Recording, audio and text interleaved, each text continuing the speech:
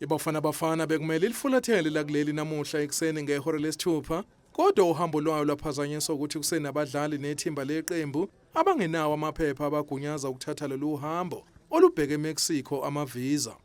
ISAFA ikhiphe istatimende sithi iqembu lizobuyela emuva liqhubeke nokuziqeqesha eGoli, kanti lizohamba uma abanye abadlali sebewatholile amaphepha okuya eMexico.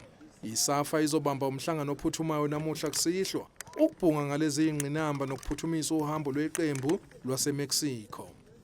Lokhu kwenzeka nje iBafana ivaleliswe ngomcimbi wezinga eliphezulu obandakanya abalandeli beqembu eWanderers eGoli. Umengameli weSAFA uDanny Jordaan uthi iBafana kuzomela ilungise iphutha lango-2010 lokudlala ngokulingana neMexico ngokuthi inqobe umdlalo wokuvula. As they leave us to go to Mexico and deliver, fix that 1-1 that Shabalala's goal. We want a victory from Bafana against Mexico. You agree?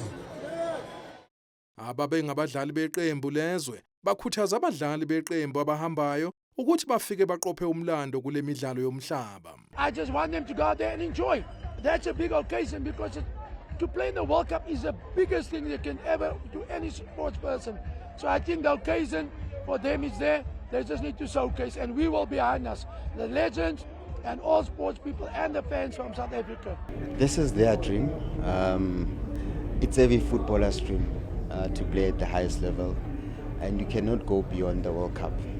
That's the biggest stage as well, and these boys will be living their dream, and they deserve it, and it's their time to write their own story, make their own history, and I can only wish them the best. iBafana izodlala umdlalo wayo wokuvula noSokhaya eMexico mhla ziyi-11 kuNhlangulana.